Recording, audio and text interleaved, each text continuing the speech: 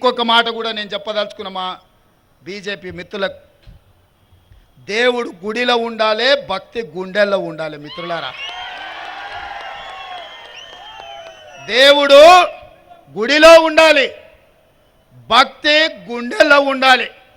Polling బూతుల డబ్బాలల్లో కాదు మిత్రులారా. మీరు చేసే వ్యాపారం, మీ రాజకీయ వ్యాపారం, మీ స్వార్థం ఈ దేశ ప్రజలకు అర్థమైతలేదని అనుకోకండి.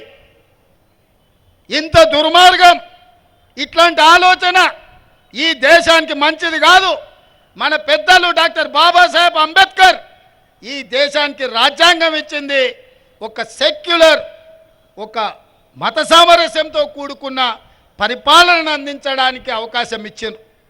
కేవలం మీరు గెలవడం కోసం ఇట్లాంటి కుట్రలు కుతంత్రాలు చేయడం ఈ దేశానికి మంచిది కాదు. ఇట్లాంటి ఆలోచన మానుకోండి.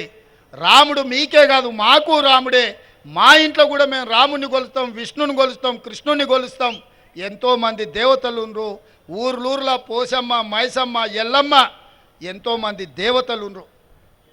ఇవన్నీ మన సాంప్రదాయంలో భాగం. ఎవరి మత విశ్వాసం వాళ్ళది.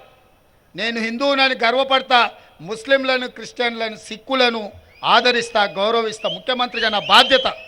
మత సామరస్యం పాటించడం అనేది రాజ్యాంగం మనకు నేర్పిన, మన పెద్దలు తరతరాలుగా మనకిచ్చిన మన సాంప్రదాయం.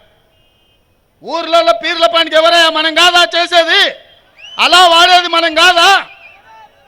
ఊర్లో ఏదైనా ఉండి చర్చిలో క్రిస్మస్ వస్తే 10 మందికి మనం సాయం చేస్తలేమా? మన గణేష్ నిమజ్జనం వస్తే ముస్లింలు మనకు అండగా నిలబడతలేరా హైదరాబాద్లో?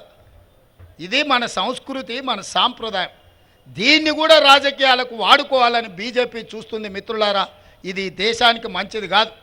కాంగ్రెస్ ఎన్నో 50 ఏళ్ళ అధికారంలో ఉంది. అధికారం కాంగ్రెస్కు కొత్త కాదు, ప్రతిపక్షం అసలే కొత్త కాదు. కానీ ఇట్లాంటి విపత్కరమైన పరిస్థితుల్లో దేశాన్ని కాపాడాల్సిన బాధ్యత కాంగ్రెస్ పార్టీకి ఉంది. అందుకే ఈరోజు ఇందిరాగాంధీ గారి దేశం కోసం ప్రాణాలు ఇచ్చారు, రాజీవ్ గాంధీ గారి దేశం కోసం ప్రాణాలు ఇచ్చారు, సోనియా గాంధీ, రాహుల్ గాంధీ గారి దేశం కోసం పదవులు త్యాగం చేశారు. ఇక ఇప్పుడు త్యాగాలు చేసేది లేదు, కొట్లాడేదే ఈ దేశానికి రాహుల్ గాంధీని ప్రధానమంత్రిని చేసేదే అని చెప్పి నేను ఈ సందర్భంగా తెలియజేస్తున్నా మిత్రులారా.